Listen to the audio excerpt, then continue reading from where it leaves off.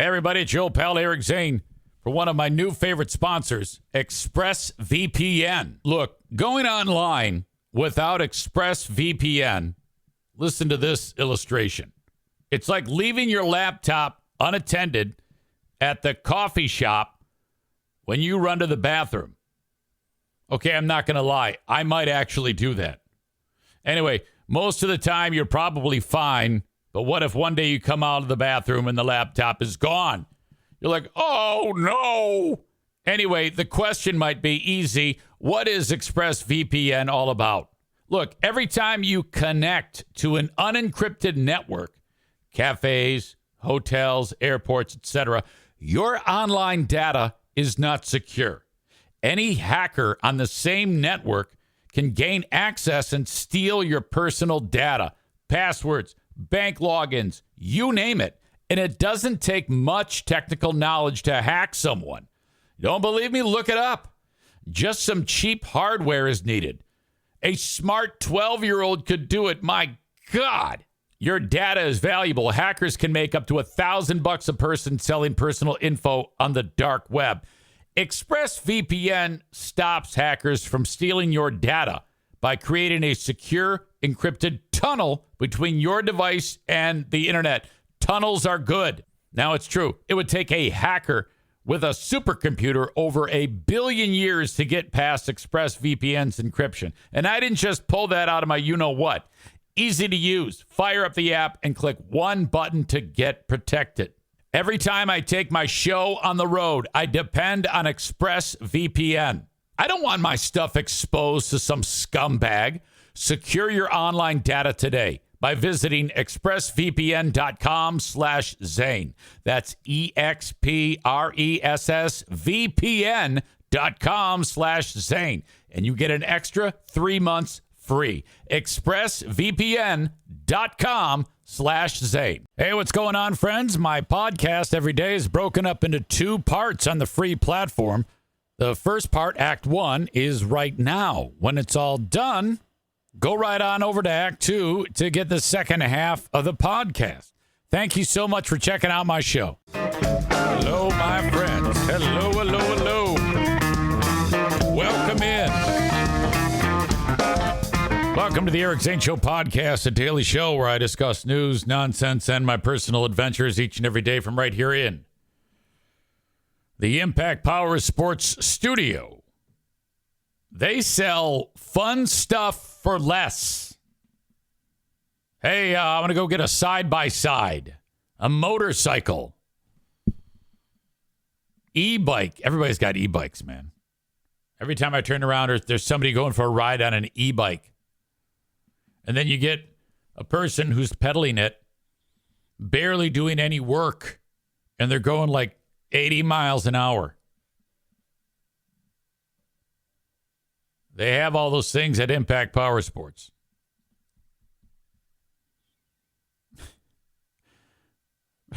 Brand Joe 48 says, I'm going to destroy this Friday like it was a gerbil being flung against a tree in a plastic bag. God damn it. That fucking story. And it wasn't a gerbil. It was a goddamn hamster, you fucking moron. I haven't had that dream in quite some time. I think I've finally put some distance between my brain and that recurring nightmare of when I had to euthanize the hamster. However, it kind of was brought back into the, I haven't had to euthanize many animals. I'm going to take all dog euthanasia out of this equation. In fact, I would venture to guess that not a lot of people have actually killed an animal outside of hunting and euthanizing animals. Or like hitting them with the car. So you had the hamster moment, and then about 5 years ago, I was actually podcasting at Fear Bunker North. And I had a mouse trap set up. And I don't think I was live. Maybe I was live. I don't know. But the trap went off, and that got my attention. And then I wandered over to where the trap was on the other side of the trailer. And it was a mouse. And he wasn't dead at all. But he was trapped. And it hit him on the backside, so his legs are all fucked up. And so this is terrible. So I grabbed him, and I took him outside. And I hit him so hard with the flat side of the shovel that it didn't even resemble a creature. I mean, it was so sudden. He didn't feel a thing. It was like that submarine implosion.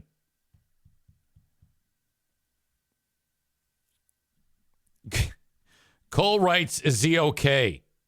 Yeah, he's fine. He's totally fine. But I hated that too.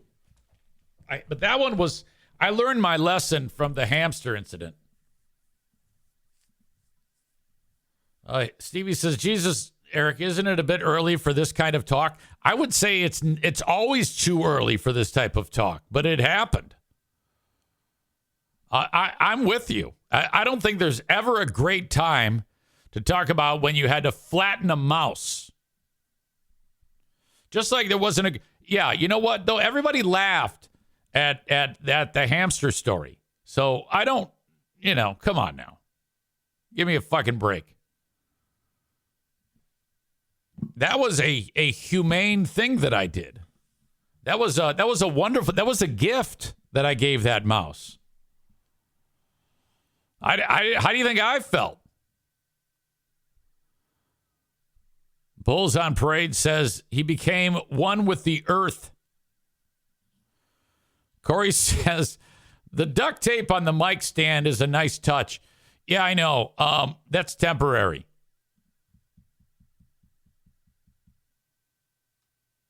Kenny says that Brand Joe 45 completely sidetracked me. Yeah, I know. I was talking about Impact Power Sports and ended up talking about killing rodents. Jesus Christ. Cole says, don't kid yourself. If that mouse got the chance, he'd flatten you with a shovel in a minute. That's true. So anyway, go to ImpactPowerSportsMI.com. They're awesome. They support me here. I'm not sure what the hell is going on. I think I was recruited by my daughter to paint the interior of her home. This is something you do. You get to this stage where the kids get their first home, and they want to paint it. Now, the inside of this place is it's a lot of paint. Everything needs to be painted because the people that owned it had horrible taste. And so everything needs to be redone. So, EZ, can you help? Yes, I will. I'll be there. So I think that that's kind of like the lion's share of what I'll be doing. The good news is I'm just following orders. I mean, Justin wants the house, Jackie wants the house done a certain way. Okay, paint. And I can do that. I'm actually pretty decent at painting. Bob says, when I was still using the live catch traps, 2 mice got in together and the one ate the other. It was only within a couple hours that they were in it. My God. They've got a type of trap where it's a black box and the mouse goes in it and it's battery operated and it shocks it to death. It's unbelievable. And then you don't know it until you pop it open and you see the electrocuted mouse. Kenny says, what? Wait, what? Justin cannot paint? No, I'm helping him. I'm helping him. So that's the plan for Yo Pal this weekend. Yesterday, it was high drama at Bosco's Pub. So the plan is get in there, dinner service, and that's it. It's a typical day, and I'm driving there, and it's time for me to get there, and I'm halfway there, and I get a phone call from Mama. Now, Mama is Doug's wife. Now, she is the number. Doug thinks he's the number one there, but he's not. Mama is. So, hey, Mama. Hey, Doug told me to reach out to you and told you not to come in. Okay? The health department's there. And he doesn't want you there. And now, in my head, I'm like, well, what's wrong? I mean, I work there. What's the big deal about me being there? Am I like a walking health department violation or something like that? Well, first I said, yeah, sure. And then I started to turn around and I'm like, wait a minute. What? I didn't ask. I turn around, I go home. A couple minutes later, Doug texts me, don't come in. I wrote back, yeah, Mama called me. I'm going home. And then he wrote, hold on. Now, at this point, I'm already home. So I don't know what the fuck he's talking about. This was weird. I actually have to call up the text exchange. The first thing, okay, Mama calls me. 3 minutes later, he texts me, don't come inside. I write back, Mama called me. I'm home. Text me when you want me. When the coast is clear. And he wrote, just hold on. Now, I'm already at home. And then I wrote, yep, indicating I got your message. And then he wrote, stop. So I'm way confused at this point. Don't come inside. Yeah, Dee Dee called. I'm already at home. Text me when you want me. Just hold on, he says. I said, yep. And then he wrote, stop. And then he wrote, come in. So then I got up and I got my keys and I started to drive back to Bosco's. Right? Does any of this sound strange to any of you? 90 seconds passes. He texts me, where are you? I wrote, I'm driving to work. Why aren't you just coming in? I told you to wait. I wrote, you did not tell me to wait. I was at home. Mama told me to go home. I'm on the way now. I'm like, are you retarded or something? I come walking in there. And he goes, oh, yeah, I kept getting interrupted with your texts. When the health department was here, it was way distracting. I'm like, I go, what the fuck are you talking about? First of all, you think I'm out in the parking lot when I just texted you, fuckface, that I went home. And you told your wife, Mama, to tell me to go home. And then you give me instructions. I write, yep. And then you tell me to stop. What the fuck is wrong with you? Oh, that was fantastic. So I get there and he's like, yeah. Yeah, dude, I went home. She told me to go. And then I was just answering you. I'm like, oh my God. So I just kept my mouth shut, waited, and then, and then it starts getting busy. All right. And now we're in a very precarious spot because he hasn't had time to decompress from whatever was going on before, which I wasn't there for. Which, by the way, the health department, when they were there, they go through the place with a fine-tooth comb and they finish their visit. You know what they said to him? All restaurants need to be as perfect as this one. Seriously. Ever since we've been coming here, it's always been a spectacular experience. You do a great job keeping everything above board. Great work. So he has all this positive energy, and yet I'm getting that nonsense. I mean, what the hell is wrong with you?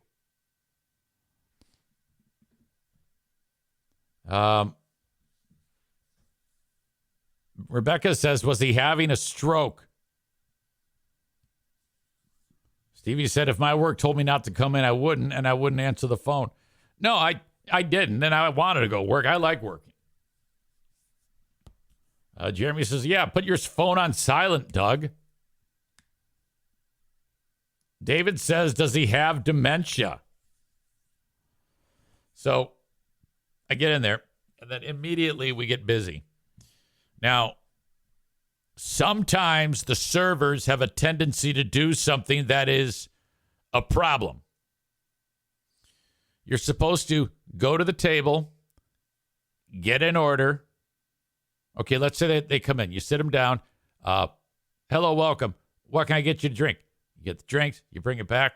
If you had time to look at the menu. Yes. Okay, what can I get you? Let's say they order 2 burgers. You are to go back and put the order in. Okay? So that order comes in. That allows us to start it. Now, what this does is it creates the best opportunity for correct timing, because that order comes in. By the time the server then, maybe a little time passes and they seat another customer, they then take their order. You're looking at 5-6 minutes might pass. All right. You're supposed to always do it that way. It's not a good idea to do this. Get one table, and then the other people have been waiting, and then get the next table. And then while you're still on the floor, get a third table. And then you go and you enter the orders in. So boom, boom, boom. 3 tickets come in. 4 burgers for each ticket. All of a sudden, we're slammed. That's a problem. Jams everything up. Jams the fryers up. Jams the grill up. Doug gets pissy. It becomes a real issue. And then all the food comes out at one time, and then it's a disturbance in the force. It's like that scene in Star Wars when the Death Star blew up Alderaan. Okay? And Obi-Wan is like, I detected a disturbance in the force, like 8 billion voices screamed out all at once. Immediately silenced. What? That's what that does. Sure enough, 3 tickets roll in, and oh my God, he starts. I can tell he's just simmering. David says, if the inspector said everything looked good, why was he freaking out? Well, you know how, like, in the world, everyone is a different personality, you know? And then there might be someone who might be, when everything's going great, they're one temperament. And then if anything veers them off the beaten path, they outwardly react with rage. That's what we've got going there.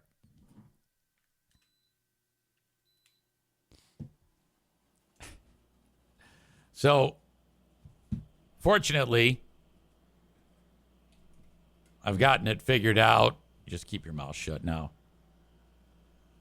I was flawless. I was an absolute pro yesterday and did not draw ire once at all. Not once. Everything was fantastic on my end. But had I fucked up, oh my God, look the fuck out. Now, when that happens, me, 54-year-old man with 3 chins and silver hair, feels like he's about 14. So I'm like, don't fuck up. Don't fuck that. Talk about pressure.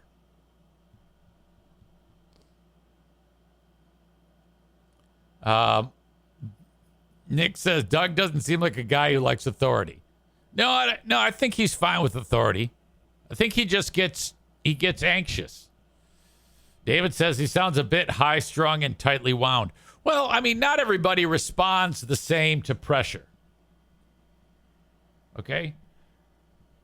Now, for me, I'm on the best pharmaceuticals that exist. So it takes a lot to have any type of pressure get to me.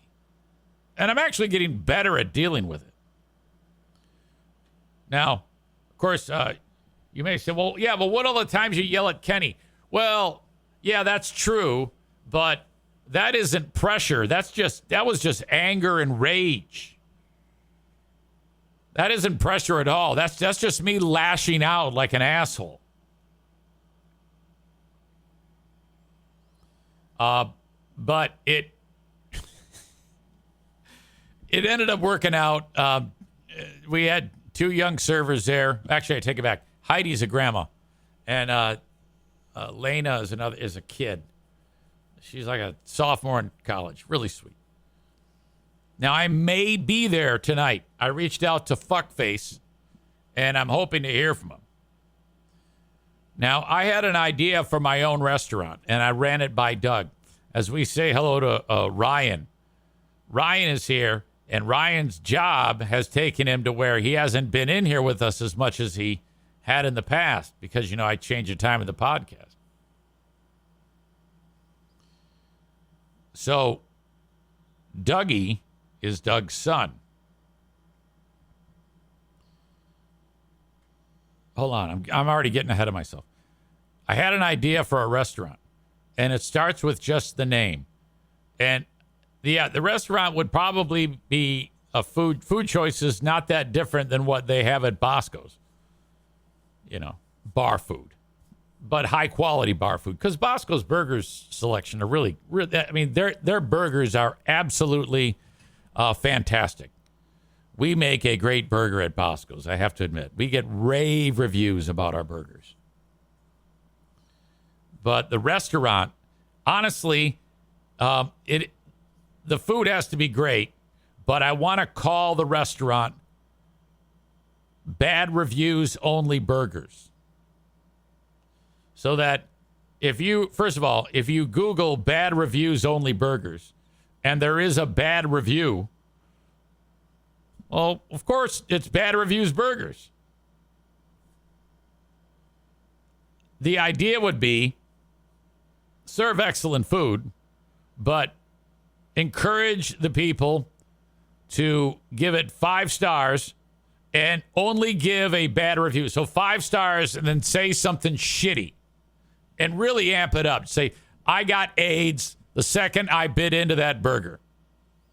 Or this burger was fried with throw up. Or whatever, make it up. Doesn't fucking matter. And then you actually say, all right, thank you for coming. We appreciate it. Don't forget to leave us a bad review. 5 stars, please, and a horrible review. I brought that up to Doug, and he goes, people don't have senses of humor. They won't get it. I'm like, are you kidding me? It's called Bad Reviews Only Burgers.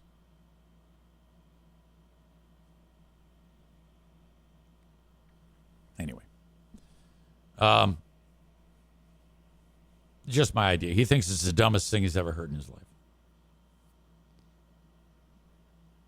Quote from Jeremy. This burger had the texture of bull's testicles, but the fries were great. People will go there, or at least will read the reviews, and they'll want to try it themselves. The name is too long. What about bad review burgers? People will still get it, won't they? Bad reviews burgers? Bad reviews burgers is kind of weird. I'll leave it to you guys to come up with something catchy, but that's the direction I want to go with. Bad Reviews Only Burgers. You're right. It's a little clumsy. Aram says, what about bad burgers? No, it can't be bad burgers. You're missing the point. How the fuck would the reviews work into it if it's just bad burgers? Nowadays, everybody knows what a bad review is. It's part of the lexicon. It has to. The one thing it has to have, Aram, is bad reviews somewhere in it.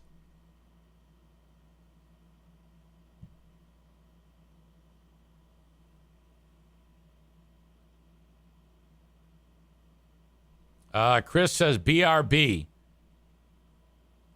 with subscript bad review burgers. No, that's even longer than bad review burgers. Quote, the big fraud tasted like shit. The secret semen sauce seems like it came from a clogged pipe. Trash people, trash service, 1 star. How come you guys are taking my great idea and making it shit? Kenny says, I think Burgers Near Me would be a good name.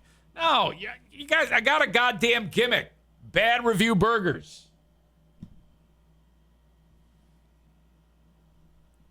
It's too many cooks at this point. You're ruining it. Everybody's ruining it. I like Bob. 1 star burger. 1 star burgers, also good. You see, that's the idea I'm going for. 1 star burgers, bad review burgers. Aram continues to not get the cleverness of it and writes, how about Eric's burgers?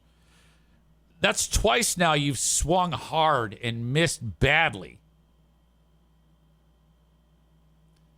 Chris says gimmicks don't work. Good food works. I know, fuckface. There's going to be great burgers there. How many times do I have to say this?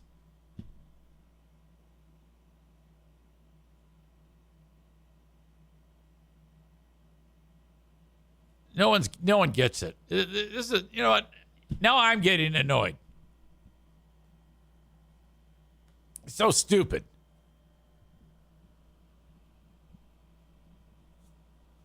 The Lions played a exhibition game yesterday.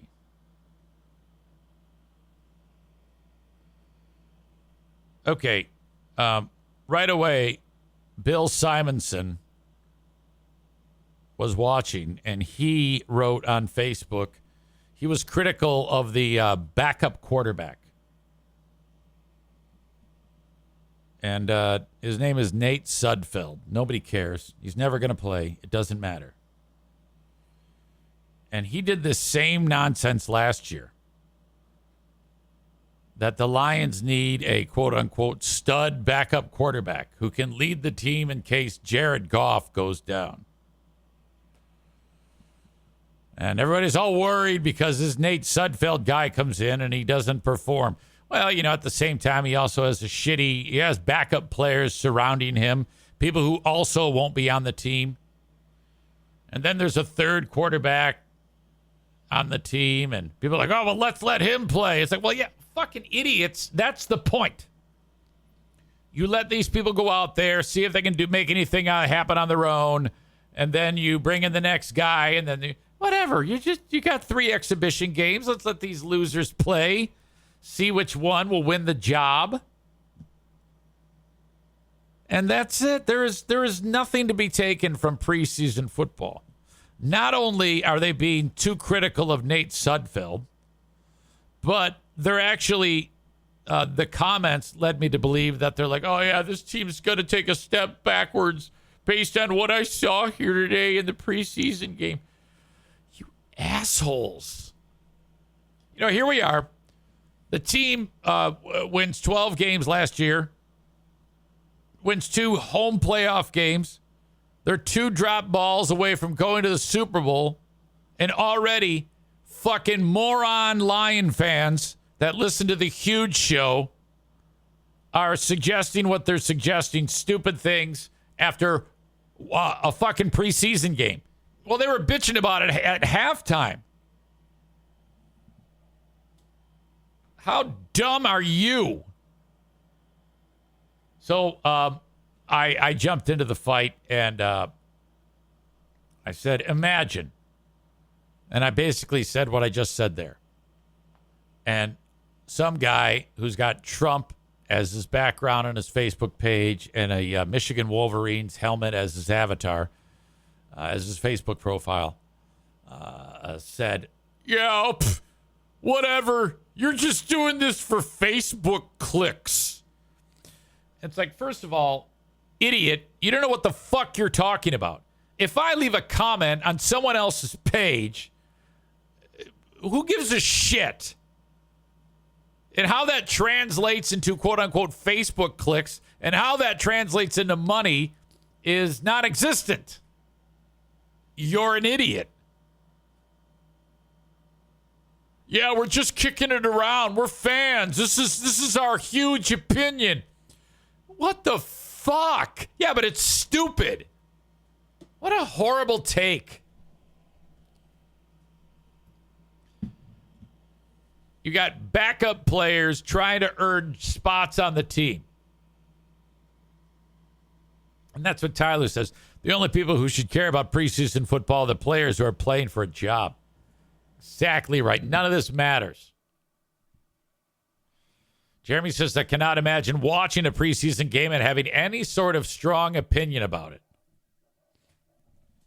But I can promise you, do yourself a favor today just to see if this is true. Bill's show starts at 3 p.m. if he's even live today. I'm sure he is. And I guarantee you, since there's nothing else to talk about, the Tigers suck, and all we got is one preseason game to talk about with the Lions. And he's going to open up talking about Nate Sudfeld. He did the same fucking thing last year. I love him, but this is stupid. What a ridiculous thing to talk about. I would not discuss any of the play of any of the players. I wouldn't even have watched the game. I didn't watch the game. There's nothing to watch. And even if they did perform well, they're taking on players who are backups and practice squad players. It's nuts to form any opinion, a huge opinion, based on what we saw.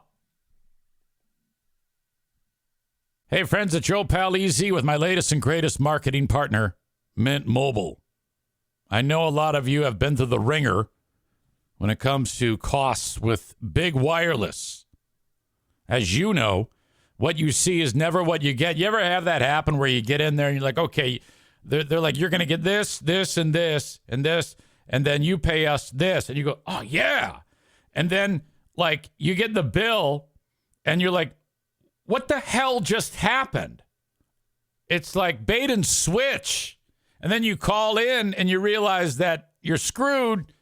So you're like, oh, my God, I might as well just keep overpaying for this. Never again. Enter Mint Mobile. You never have to worry about the gotchas ever again.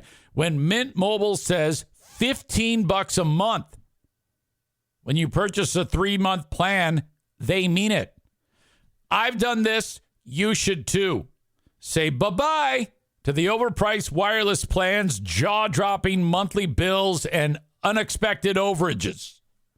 Mint Mobile is here to the rescue with premium wireless plans starting at $15 a month. My God! To get this new customer offer and your new 3-month premium wireless plan for just $15 a month, go to mintmobile.com/Zane. mintmobile.com/Zane. Cut your wireless bill to $15 a month and give the other guys the big heave-ho. mintmobile.com/Zane. All right, fine print time. $45 upfront payment required. That's equivalent to the $15 a month. New customers on first 3-month plan only. Speeds slower above 40 gigs on unlimited plan. Additional taxes, fees, and restrictions apply. See Mint Mobile for details. This is probably not going to work out. He'll probably make it go to voicemail. But it stands to reason that he should be brought in at least with an attempt to defend himself. I will be shocked if he picks this up. Never happened.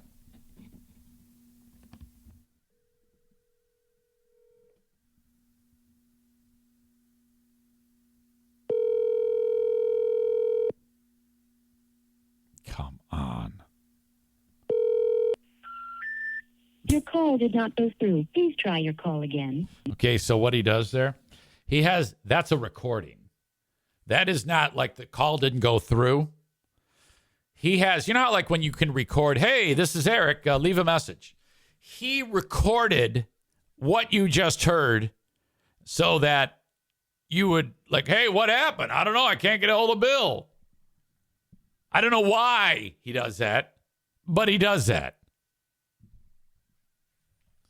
I want to call the show today and get on there. In fact, I wonder if I can get a hold of Brett Hayes, the producer for the show. I actually want to get on there today and chastise him and the audience members on that show. Of course, it's 10:30, so I don't even know if Brett's awake.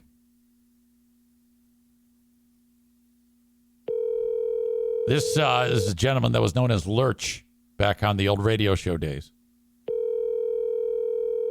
It's the hardest thing in the world. Hey, it's Brett. I can't get to my phone right now, but if you want to leave your name. Come on, Brett. Tyler says Bill was off yesterday. I'm not sure if he'll be on today or not.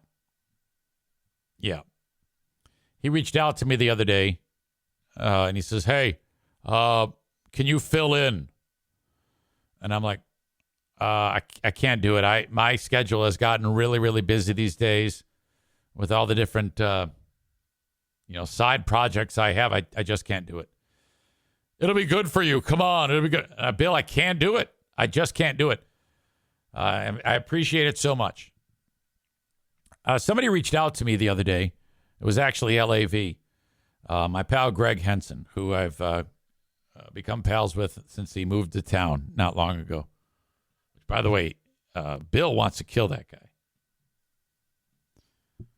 And this is a couple weeks ago when I was up north.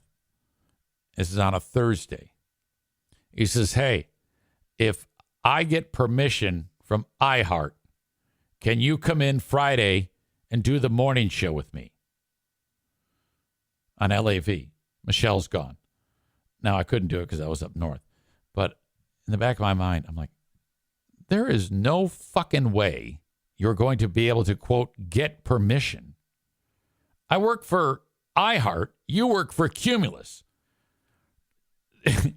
This is not going to work at all. That would be like if the Chicago Bears called up Nate Sudfeld and said, hey, we know you're the backup for the Lions, but can you be our backup for one game? That doesn't work. Part of me wishes that I could have said, yeah, go for it, because I want to see how you, quote unquote, get permission. I have no idea. Speaking of which, I think I'll try one more phone call. I'm in the mood to call people. I'm in the mood to talk.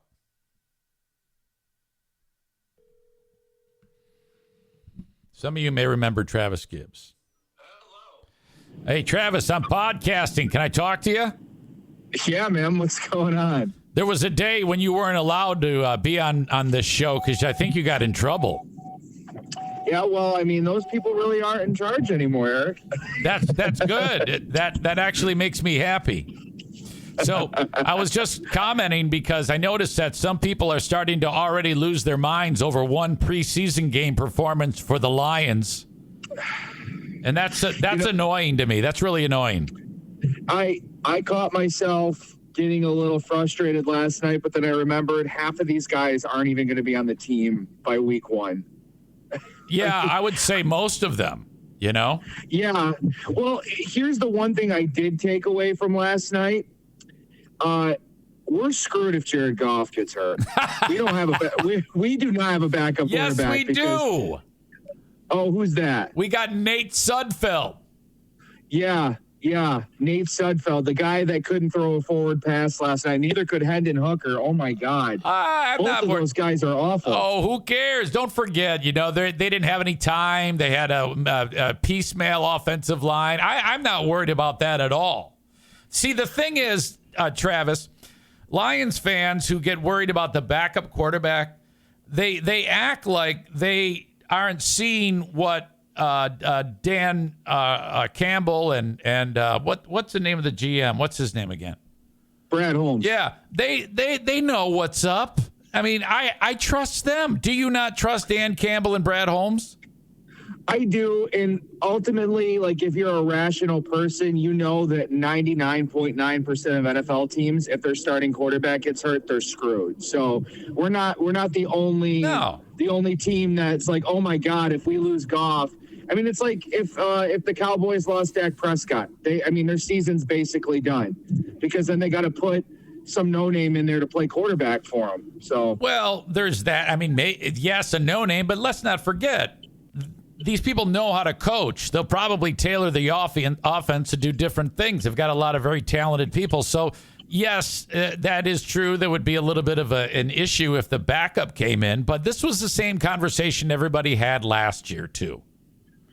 Yeah, and then Goff played every game because he has the best offensive line in football in front of him, and they don't let anybody touch him. That's why the Lions are as good as they are. It took them years to figure out, oh my God, if we actually draft offensive linemen and build our team around our offensive line, we might actually be successful. Because for how many years did we watch Stafford run around like a chicken with its head cut off? Yeah, They finally built it right, and you're seeing the results. I mean, it's Super Bowl or bust this year for them. It really is. Lions fans should be worried about what was their Achilles heel last year, and you want to see the improvement on the defensive backfield and stopping the run, and getting pressure on the quarterback. Those are all the three keys that can put this team over the top, in my opinion.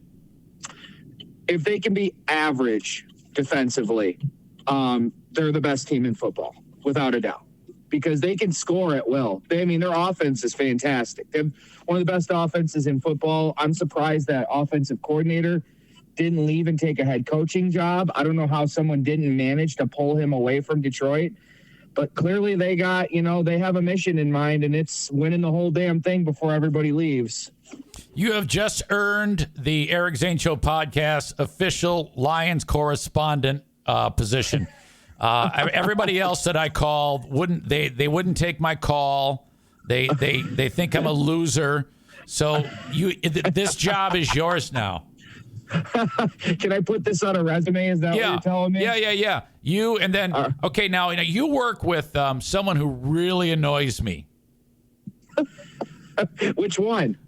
Now, Greg, when it comes to the Lions, Greg Henson is the biggest naysayer that exists. Is he still being a jackass about the Lions' prospects? Well, last year we had a deal on our show. It's if the Lions win a playoff game, you can no longer say that you're Lions free, that they live, that you don't care about them anymore. You have to start caring, and you have to start being a fan again if they win a playoff game. They won 2 of them. And he claims he cares again, but his whole thing now, because it's him, he's like a battered child. He talks about, well, it'll never be the same again for me. Still, like, even though they're good again, it'll never be the same. And it's like, oh, please. Well, can we let what happened 20 years ago? Can we let it go? Hell, even 6-7 years ago with Matt Patricia, can we let it go? Nobody that is in charge in that franchise, all of them are brand new faces, basically. Yeah. So fucking grow up. Quit being a bitch. Just go cheer them on. Right. Hell, they've hurt me for over 20 years, and I still watch them. So I mean, last year was the ultimate payoff, and I think they're going to do the same thing again this year. That's exceptional. I got a call from Mr. Henson a couple weeks ago, and I don't know what the hell he was talking about, but he said, "Hey, if I get permission, can you fill in for Michelle?" And this is on a Thursday. He wanted me to do it on a Friday. How did he figure that was going to work? I don't know how his brain operates all the time, but I know his head's screwed on. I saw it today. It's a pretty big head. Yeah, I can't imagine him walking across the street and saying, "Hey guys, can we borrow Eric?" What the hell? Oh yeah, you're like a full-time guy over there now, aren't you? Yeah, I'm on in afternoons. I don't know who's on the afternoon at your radio station. Is it you? No, it's not me. It's Brian. It's Brian, isn't it? Brian Vander Ark. I got to ask you a quick question, by the way. I heard you doing afternoons on your oldies station. Yeah. Bill Simonson's throwing a party. Is that what you were saying? Yeah, Bill is the DJ at Rumors Nightclub.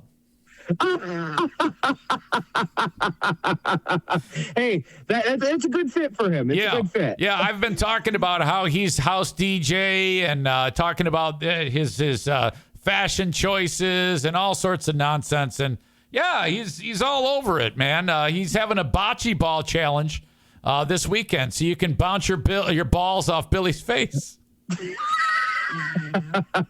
Well, he wears a fishnet shirt and a captain's hat, right? Yeah, absolutely. Are you still doing a sports show on 1340? No. Listen,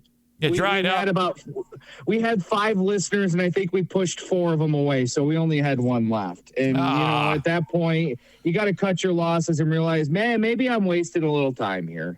My God. Well, I tell you what, the audience can still check you out on the radio on 97 LAV, one of America's great classic rock radio stations.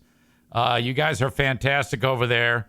And I appreciate you picking it up because you're a great chatter of the things that we talked about. Awesome. Thanks for having me, Eric. I appreciate it. Yeah, sorry about the cold call, but I wanted to talk football, and I can't do it by myself. You're an aggressive person. I think we can all agree on that. All right, buddy. I appreciate you. All right, see you, Eric. Yep. There you go. That's Travis Gibbs. Travis he is part of the WLAV morning show, Michelle and Greg with Travis. They're awesome.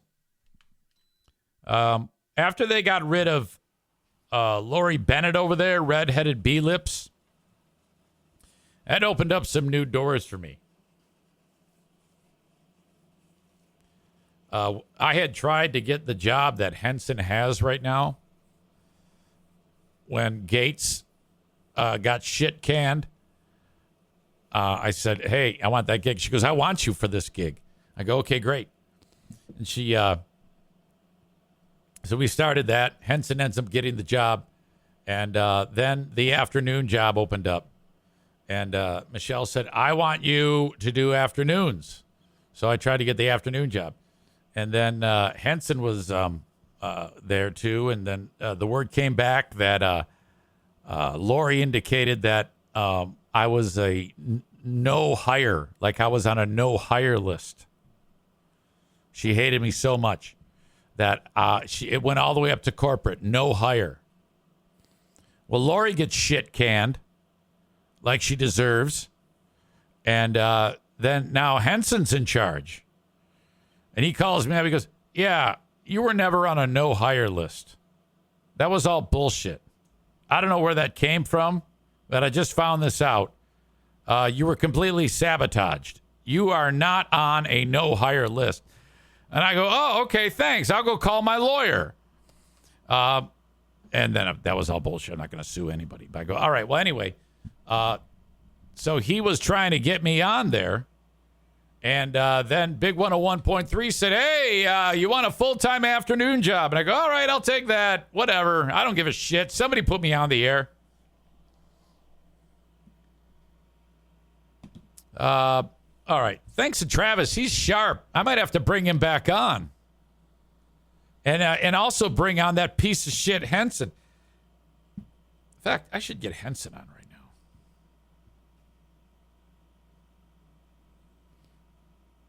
This guy's a lightning rod. He's on LAV mornings. This is the guy that works with Travis.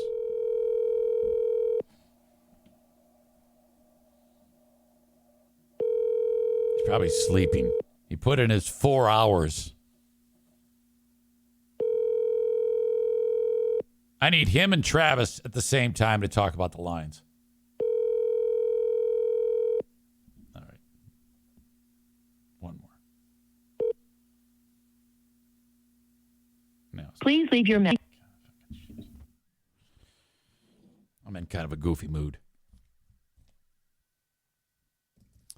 For those of you that are getting the show on Facebook and YouTube, thank you so much, but I'm going to send you on your way.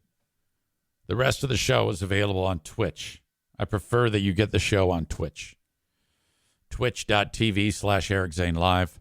Or download the Twitch app and search Eric Zane Live, all one word, and then you can watch the show live every single morning right here. Starts about 10 a.m. I really need to work harder at starting the show exactly at 10 a.m. I'm not going to say that it starts exactly at 10 a.m. until for several days in a row, I've actually started at 10 a.m. It's remarkable. The audio of this show becomes the audio podcast. You can download the audio podcast wherever you download shows. Just search Eric Zane Show Podcast, subscribe, rate, and review. All right, so thank you so much. If you want to leave me an email, send me an email on the Shoreliners Striping inbox, eric@ericzaneshow.com.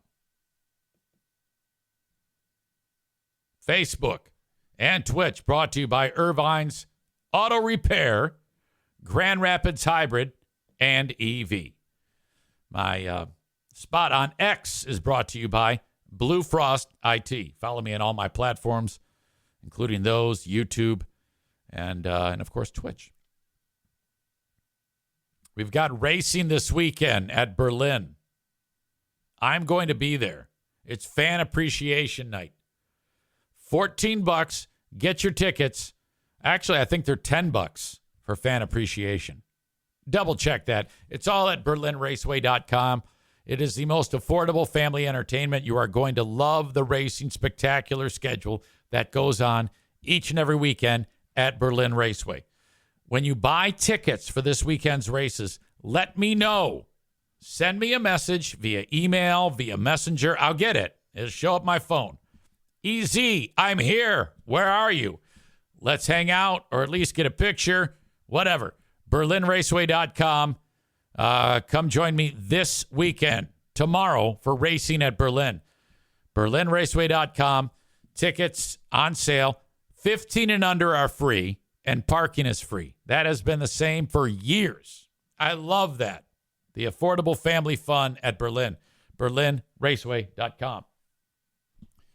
My pal in insurance, Frank Fuss, invites you to reach out to him if you're thinking about life insurance, and you really should.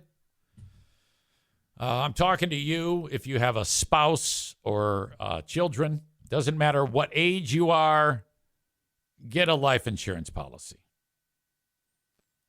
With a life insurance policy, if life deals your family an unexpected blow with a untimely passing, I know that sounds difficult to talk about, but it's true. What's going to happen?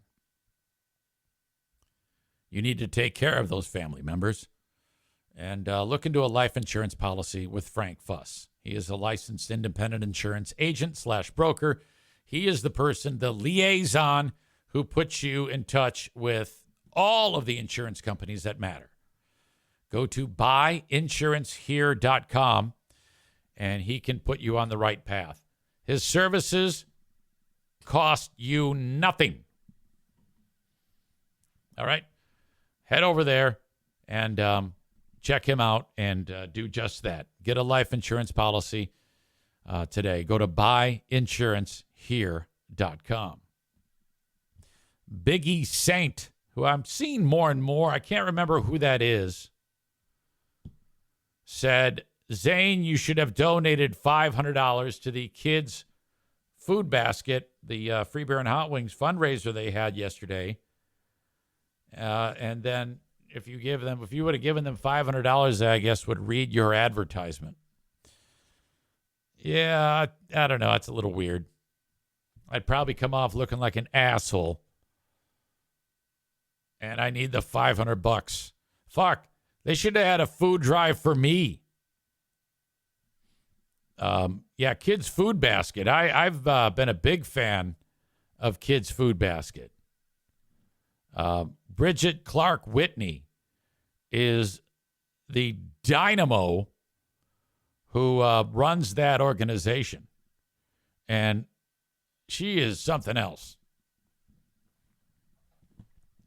She came up with this charity where people donate food, and then they pack these sack lunches that go to the schools, and they help feed young people who otherwise wouldn't get a nutritious meal. So it started out from very humble beginnings, and as more and more people they've made more connections in the community, and more people became aware of them, and more fundraising, they're able to their outreach extends further and further with more efficiency. So it is quite a thing. Not only do they do the sack lunches, but they actually send kids home with food at the end of the day, and that's a very real thing. So I got nothing bad to say about a fundraiser for a fantastic charity. You know, you won't catch me getting in the way of that or saying anything shitty about that.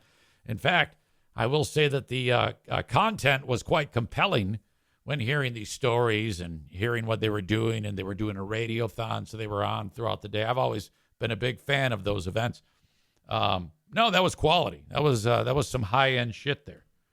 I wish I had the ability to do that type of programming, but a little too few bullets in the chamber for your old pal EZ, but good on them for doing that. I noticed, though, and they raised over $130,000, and so that's pretty sweet. That is what Kids Food Basket does with their vendors that they buy the food from, their farmers, their communities, all local people. So this is all good. This is all upside. And then you have a lot of big name donors who, we have a lot of wealthy, what do you call it?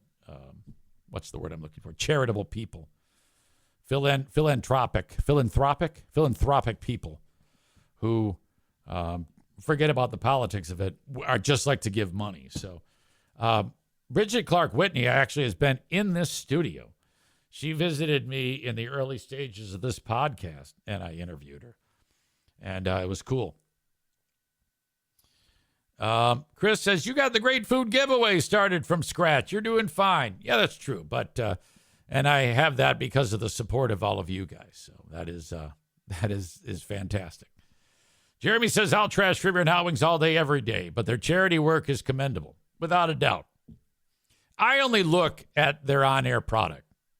And from a professional standpoint, we all know it's a pile of shit.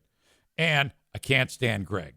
But he gets a reprieve for yesterday. So today, back at it. Bridget Clark Whitney, someone had the nerve on the Segment 18 Facebook page, which I thought this was horrible, because that's a 501c3 charity, and Clark Whitney and one other person takes a salary off of the money raised. Now, I know how hard she works after having her in the studio with me, and I've seen what she does from afar for many, many years. And she takes a salary, and you can look it up, and it'll tell you how much money she made because of the, I don't know, charity transparency laws, who knows, whatever the fuck. I didn't look it up. Someone else looked it up and posted on that thread something about, way to go, raising money to pay this chick's charity or pay her salary. And I think she draws like $143,000. And considering the amount of effort that goes into that charity, I think that's a bargain. I think she's underpaid. You got to have the right person to work with all the moving parts. And if it takes her 60 to 80 hours a week to operate the charity, she has no time to earn any other money. Now, that effort might be, that 60 to 80 hours might be spent talking with other food providers. It might be doing the PR thing. It might be showing up she is the face of the franchise, that and the kids. And she helped start it. So I don't understand why anybody would take a run at Bridget Clark Whitney. I think she's fantastic. I love her to death. So that's a crock of shit that anybody would say anything bad about her. All right. I wanted to talk about one more sponsor that helps make my world go round, and that is A&E Heating and Cooling. Keep them in mind when anything goes south on your AC, on your furnace. 616-516-8579. That's 616-516-8579 for A&E Heating and Cooling. You can also get a AC tune-up scheduled. Sometimes it's just something simple that's causing the AC to malfunction. But if you don't know what you're doing, you could make the problem worse. Reach out to Joe Martinez at 616-516-8579 today. All right, that is Act 1 of the podcast. Act 2 is available right after this one. Go check it out. What are you doing? Don't miss a second of it. Thank you so much.